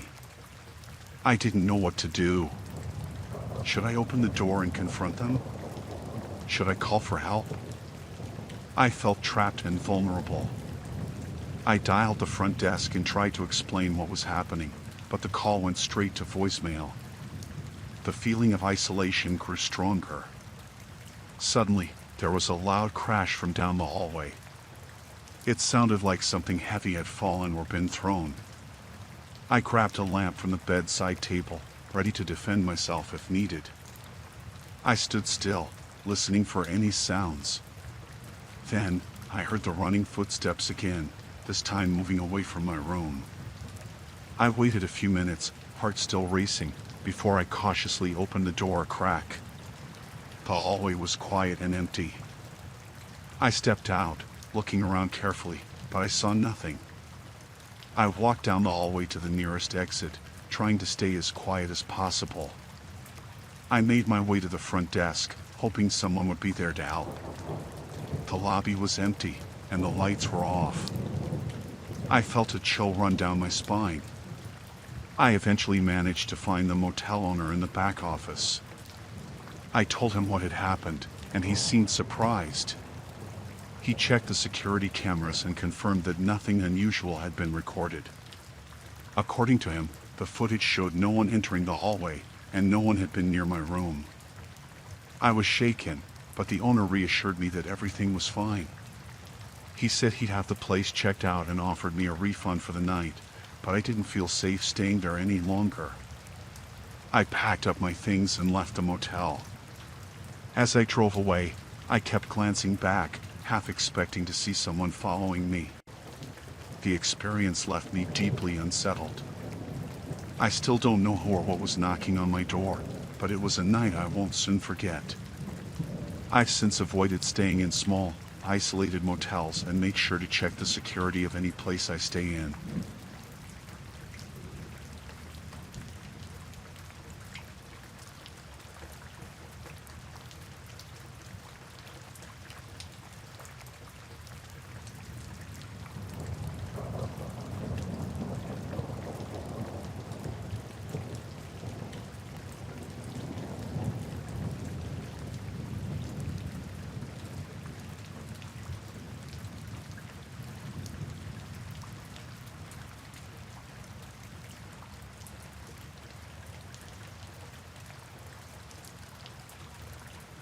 It was a sweltering night in Southern California, and my motel room felt like an oven. I had been on the road all day and was finally looking forward to a good night's sleep. However, around midnight, the air conditioning in my room suddenly stopped working. I was drenched in sweat and could barely get comfortable.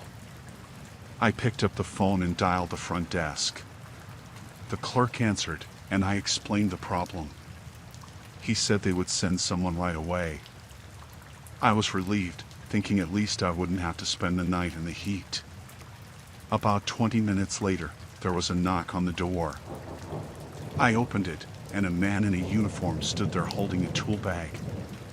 He introduced himself as the repairman and said he was there to fix the air conditioning. I let him in, hoping he would be quick about it. As he worked on the unit, I tried to ignore the heat and get some rest. I watched him from the bed, feeling uneasy. Something about him seemed off. He was unusually quiet and kept glancing at me through the corner of his eye. I could not shake the feeling that he was being too deliberate with his movements, as if he was taking his time on purpose. I decided to call the front desk again, just to confirm that this was really the person they had sent. When the clerk answered, I asked him if the repairman had arrived. To my surprise, he said they had not sent anyone to my room.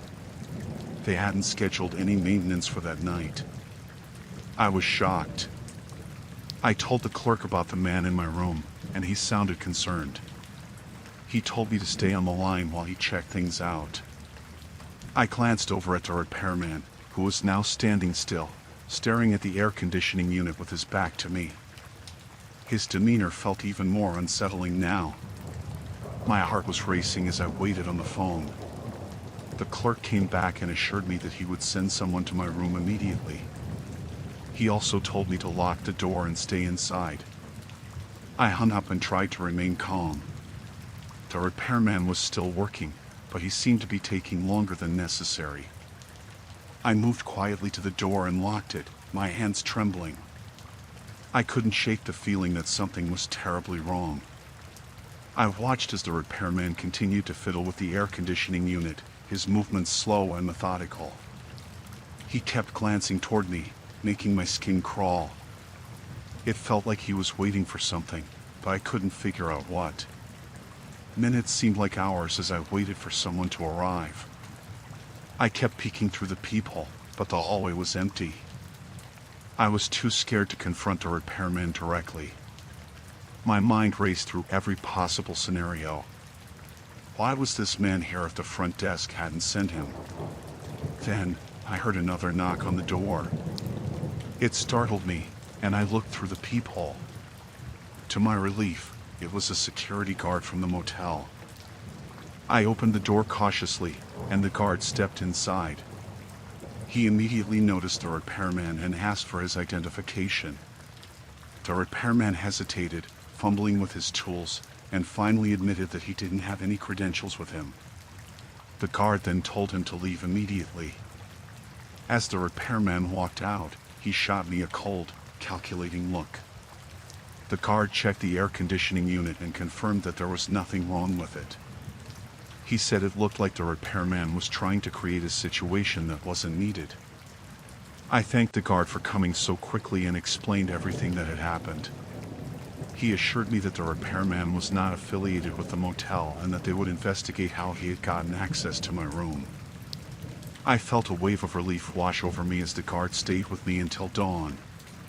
He made sure everything was secure and offered to help me if I needed anything else.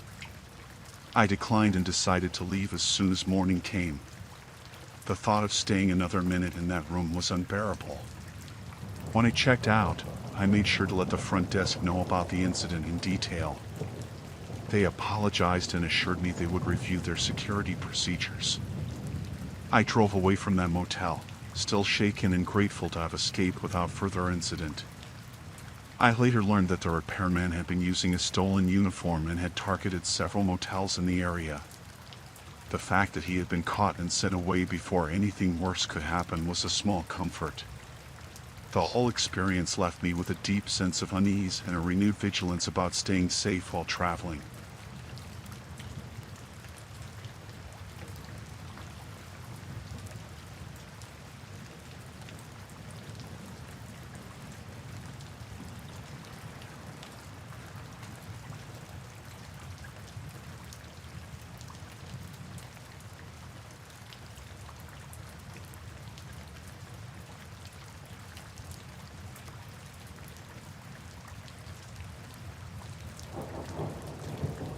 I checked into the motel late in the afternoon. It was one of those old, historic places in Pennsylvania that had been around for over a century. The kind of place with creaky floors, heavy wooden doors, and old-fashioned keys instead of key cards. It felt like stepping back in time, which was why I chose it. I thought it would be a nice change from the sterile, modern hotels I usually stayed in. My room was on the second floor, and the first thing I noticed was how quiet it was. The walls were thick, and the carpet muffled the sound of my footsteps. There wasn't another guest in sight. The woman at the front desk said it was a slow season, so I pretty much had the place to myself. The room itself was small but cozy. The bed was one of those old four-poster ones, with a heavy quilt that looked like it had been handmade. There was a single window with thick curtains, a small dresser, and a tiny bathroom with a clawfoot tub. The air smelled slightly musty, but not unpleasant. It felt like a place that had seen a lot of life, a lot of stories. I unpacked my things, took a quick shower, and then decided to head out for dinner. The town was small, with a few restaurants and shops along the main street. I found a diner that served decent food and lingered there for a while, reading a book and enjoying the quiet. When I returned to the motel, it was already dark. The place looked different at night, almost eerie. The lights in the hallways were dim, and the silence felt heavier. I shrugged it off, figuring it was just the age of the building and my own imagination. I locked the door behind me, got into bed, and turned off the light. It didn't take long before I started hearing the noises. At first, it was just a faint creaking above me. I thought it was the old building settling, nothing unusual. But then the creaking turned into soft thumps, like someone was walking around up there. It was slow and deliberate, moving back and forth directly above my bed. I tried to ignore it, telling myself it was probably just the wind or an animal in the attic. But the more I listened, the more it sounded like footsteps. They would stop for a few seconds and then start up again, pacing back and forth. It felt too rhythmic to be random. I got out of bed, turning on the lamp beside me, and looked up at the ceiling. The sound seemed to be coming from right above me. I remembered the front desk lady saying there was nothing up there but an attic, so I figured maybe she was wrong, and someone else was staying in a room above mine. I didn't think too much of it at first, but it was still unsettling. I tried to go back to sleep, but the noises didn't stop. They went on for what felt like hours, never changing pace. Finally, I couldn't take it anymore. I got dressed and went down to the front desk. The woman was still there, sitting behind the counter reading a magazine. I told her about the noises, expecting her to say that there was another guest above me. Instead, She looked at me with a blank expression and said, "There's no room above yours. Just the attic. We don't use it for anything." I felt a chill run down my spine. I told her it sounded like someone was up there, but she just shook her head and said it wasn't possible. She offered to move me to another room, but I didn't want to make a fuss. I thanked her and went back upstairs, still uneasy. Back in my room, the noises had stopped. The silence was almost worse because now my mind was racing. If there was nothing up there, what had I been hearing? I tried to convince myself that it was just the old building making noises, but it didn't feel right. There was something off about it. I decided to check it out for myself. I knew it was probably a bad idea, but my curiosity got the better of me. I grabbed the key from my room and stepped out into the hallway. There was a small door at the end of the hall that I figured must lead to the attic. I walked down there, my footsteps loud in the quiet hallway. The door was unlocked. I hesitated for a moment, then slowly opened it. A narrow staircase led up into the darkness. I turned on my flashlight and started climbing, the wooden steps creaking under my weight. The air grew colder as I ascended, and the smell of dust became stronger. At the top of the stairs was another door, this one much older. I pushed it open, and my flashlight beam cut through the darkness. The attic was large, with a low, sloping ceiling. Old furniture was piled up in the corners, chairs, tables, a broken mirror. Everything was covered in a thick layer of dust, untouched for years. But the thing that caught my attention was the fresh footprints in the dust. They led from the door to the far corner of the attic. My heart pounded in my chest as I followed them, the beam of my flashlight shaking slightly. In the corner, behind an old wardrobe, I saw movement. My breath caught in my throat. There was someone there, crouched down, hiding in the shadows. I froze, not sure what to do. The person didn't move, just stayed there, watching me. I wanted to run, but I couldn't bring myself to move. My mind was screaming at me to get out of there, but my body wouldn't cooperate. I took a step back, trying to keep the flashlight steady. "Who's there?" I finally managed to say, my voice trembling. The figure shifted slightly but didn't respond. The silence stretched on, and I could feel the weight of their gaze on me.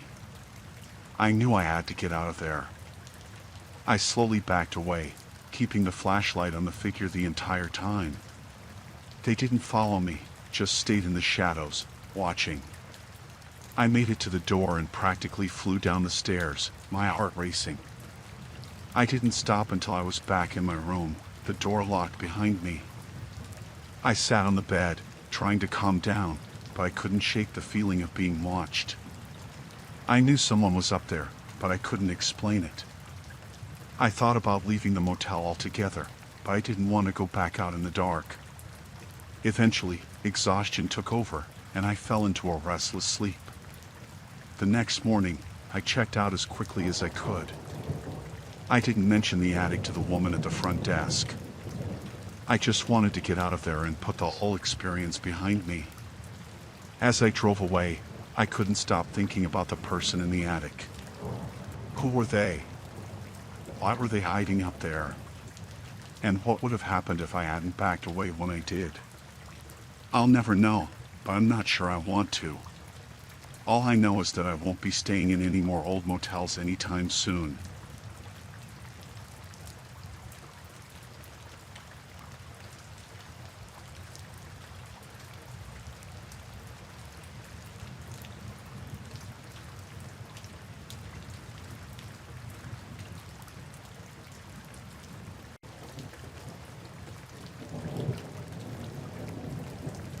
I checked into the motel just after dark.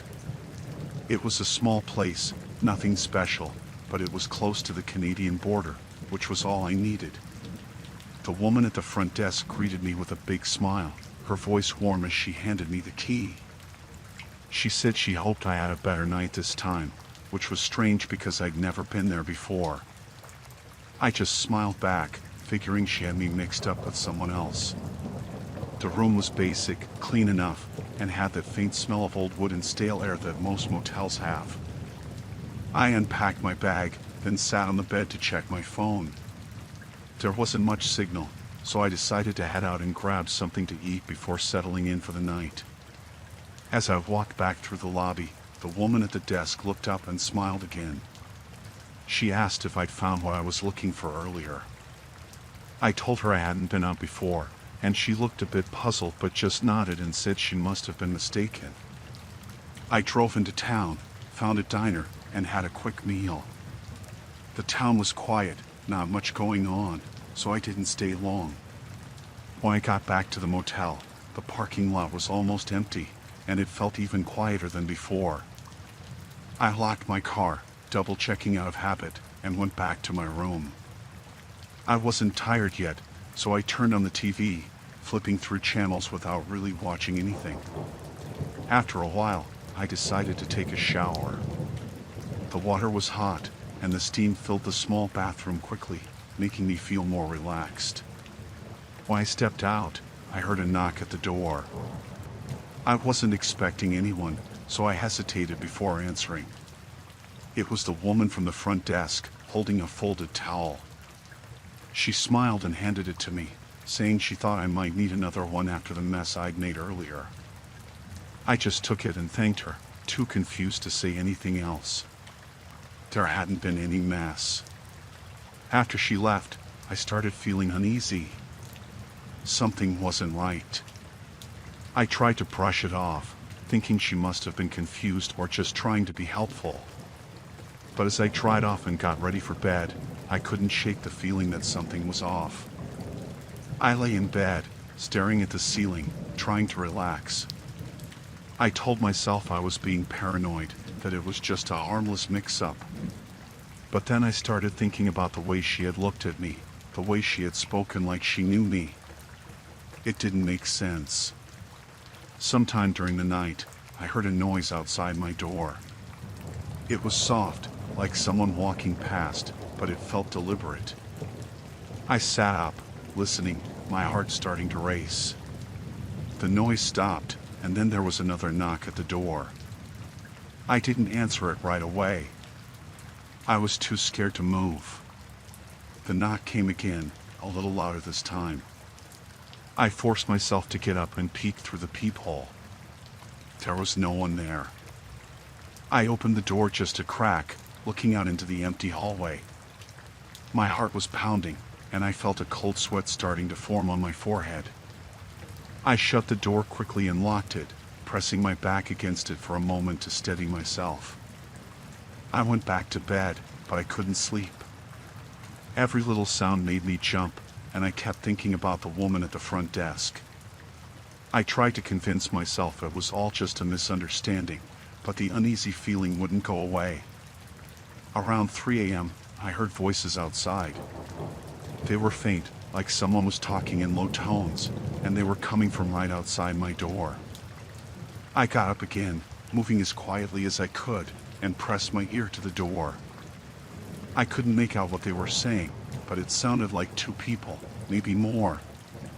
The voices were calm, almost casual, but something about the tone made my skin crawl. They were talking about me.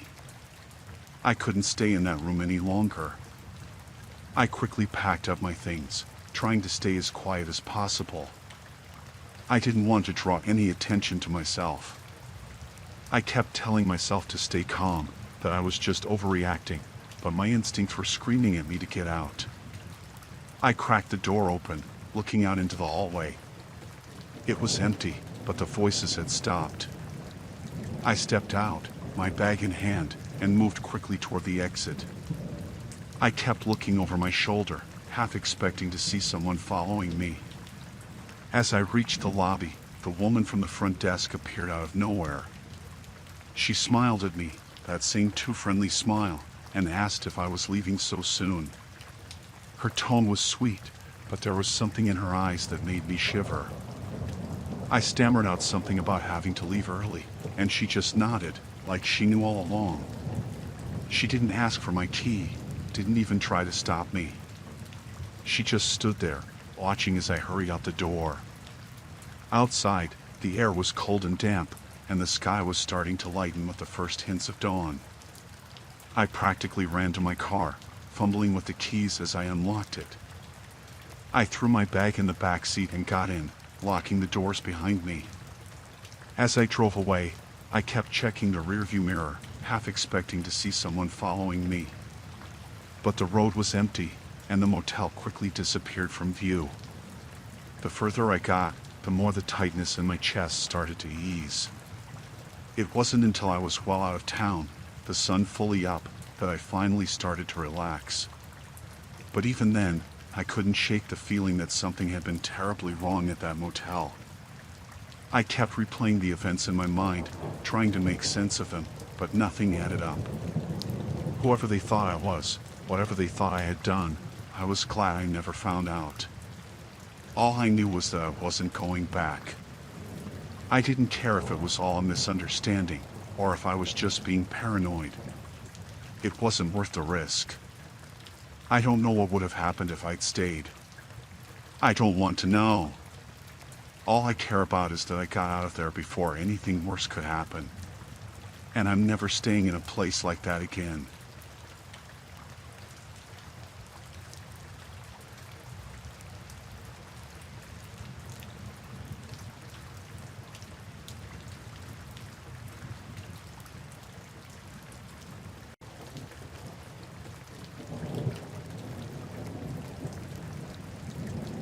I arrived at the motel in West Virginia late in the evening, just as the sun was dipping below the mountains. It was one of those old roadside motels, the kind you see in movies with peeling paint and a flickering neon sign that buzzed faintly. I was tired from driving all day and just needed a place to crash for the night. The man at the front desk handed me the key without much conversation, his face blank like he'd been doing this too long to care anymore. The room wasn't much, just a bed, a small TV, and a bathroom that smelled faintly of mildew. I tossed my bag on the bed and took a quick look around. The carpet was stained, and the wallpaper was peeling in places, but I wasn't expecting luxury. All I wanted was a shower and a few hours of sleep before getting back on the road. After I showered, I noticed something odd about the mirror above the sink. It was bigger than the usual motel mirror, and it looked newer, too. The rest of the room had an old, worn-out feel to it, but the mirror was spotless, with no scratches or signs of wear. I thought it was strange, but I was too tired to give it much thought at the time. I dried off and got into bed, flipping through the channels on the TV. The reception was terrible, with static on most of the channels. I finally settled on a news station, but I wasn't really paying attention. My eyes kept drifting to the mirror on the wall across from the bed. There was something off about it. I couldn't put my finger on it, but it didn't seem right. Lying there, staring at the mirror, I started to feel uneasy. It was the way it reflected the room. Everything seemed to be there, but when I looked closely, I noticed small differences. The angle of the reflection was slightly off, like the room was a little wider in the mirror than it was in reality. And there was a dark spot in the corner of the mirror that didn't match anything in the room. It was like a shadow that shouldn't be there. Curiosity got the better of me, and I got up to take a closer look. As I approached the mirror, I could see my reflection, but it felt distant, like I was looking at someone else. I reached out and touched the glass. It was cool to the touch, but not cold, and it felt thicker than a normal mirror. I tried to shake off the feeling that something was wrong, but the more I looked at it, the more convinced I became that it wasn't just a regular mirror. I leaned in closer, squinting at the dark spot in the corner. It almost looked like a smudge, but when I wiped at it, it didn't come off. Instead, it seemed to shift, like something was moving behind the glass. My heart started to race as I realized what I was looking at. This wasn't just a mirror. It was a two-way mirror, the kind they use in interrogation rooms. Someone was on the other side, watching me. I stumbled back, my mind racing. I felt exposed, like I had been stripped of all privacy. Whoever was behind that mirror had been watching me the entire time. They'd seen me shower, get dressed, lie in bed, everything. My skin crawled with the thought of it. For a moment, I was frozen, unsure of what to do. I thought about going to the front desk, but something told me that the man there was in on it. I felt trapped, like I was caught in some twisted game. I needed to get out of there, but I didn't want whoever was watching me to know I'd figured it out. I forced myself to act normal, moving slowly as I packed my bag. My hands were shaking, and I could feel my heart pounding in my chest, but I tried to keep my face calm, just in case they were still watching. I thought about smashing the mirror, but I didn't want to draw attention to myself. Instead, I grabbed my bag and headed for the door, trying to act like everything was fine. As I reached for the doorknob, I glanced back at the mirror one last time. My reflection stared back at me, and for a split second, I thought I saw something move in the shadows behind the glass. I left the room as calmly as I could, stepping out into the cool night air. The parking lot was empty, and the neon sign buzzed quietly in the background. I didn't look back as I walked to my car, my mind racing with what I'd just discovered. Once I was in the car, I locked the doors and sat there for a moment, trying to calm down. I knew I needed to leave, but my hands were shaking so badly I could barely hold the steering wheel. After a few deep breaths, I started the car and pulled out of the parking lot, my eyes scanning the rearview mirror for any sign of movement. As I drove away, I kept thinking about that mirror and what I had seen, or what I thought I had seen. It felt like I had escaped something terrible, but I couldn't shake the feeling that whoever was behind that mirror was still watching me, even as I drove down the dark highway. I didn't stop driving until I was miles away, well into the next town. I found a gas station and pulled over, needing a moment to collect myself. As I sat there in the parking lot, the reality of what had happened began to sink in. I had no idea who was behind that mirror or what they wanted, but I knew one thing for sure: I was never staying in a place like that again. The thought of it made my skin crawl, and I couldn't help but wonder how many other people had checked into that motel without realizing they were being watched. I tried to put it out of my mind, but the memory of that dark spot in the mirror, the shadow that seemed to move on its own, stayed with me. Even now, I can't look at a mirror without feeling a twinge of fear, wondering if there's someone on the other side, watching, waiting.